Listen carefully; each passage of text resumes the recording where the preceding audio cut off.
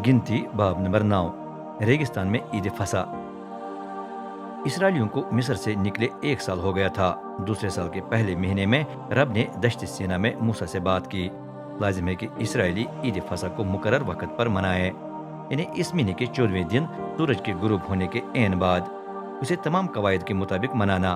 चनाचे मूसा ने इसराइलियों से कहा कि वो ईद फसा मनाए, और उन्होंने ऐसा ही किया। उन्होंने ईद फसा को पहले महीने के 14वें दिन सूरज के गुरूब होने के ऐन बाद मनाया। उन्होंने सब कुछ वैसा ही किया जैसा रब ने मूसा को हुक्म दिया था। लेकिन कुछ आदमी नापाक थे, क्योंकि उन्होंने लाश छू ली थी।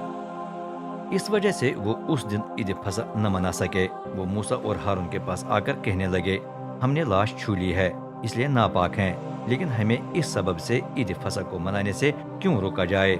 हम भी मुकर्रर वक्त पर बाकी इसराइलियों के साथ रब की कुर्बानी पेश करना चाहते हैं। मूसा ने जवाब दिया, यहाँ मेरे इंतजार में खड़े रहो, मैं मालूम करता हूँ कि रब तुम्हारे बारे में क्या हुक्म देता है।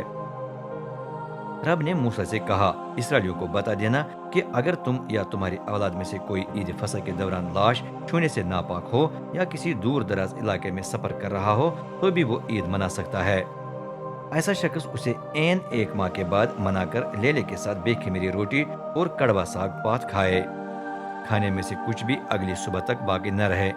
जानवर की कोई भी हड्डी न तोड़ना। मनाने वाला ईद फसा के पूरे फराइज अदा करे। लेकिन जो पाक होने और सफर न करने के बावजूद भी ईद फसा को न मनाए, उसे उसकी कौम में से मिटाया जाए, क्योंकि उसने मुकर्रर वक्त पर रब को कुर्बानी पेश नहीं की।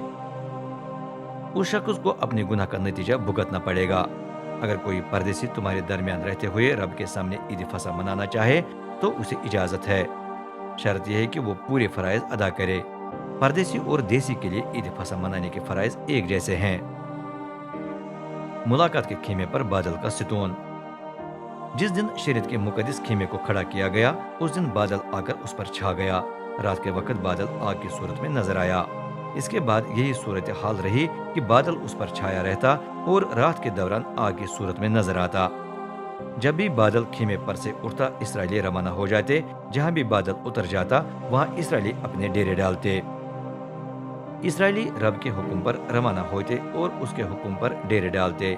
जब तक बादल मुकद्दस पर छाया रहता, उस वक्त तक वो वहीं ठहरते। कभी कभी बादल बड़ी देर तक खेमे पर ठहरा रहता, तब इसराइली रब का हुक्म मानकर रवाना न होते। कभी कभी बादल सिर्फ 2-4 दिन के लिए खेमे पर ठहरता, फिर वो रब के हुक्म के मुताबिक ही ठहरते और रवाना होते थे।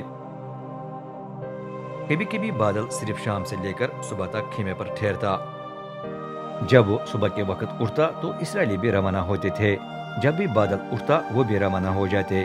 जब तक बादल मुकद्दस खेमे पर छाया रहता, उस वक्त तक इसराइली रवाना न होते, चाहे वो 2 दिन, 1 माह, 1 साल या इससे ज्यादा उर्सा मुकद्दस पर छाया रहता।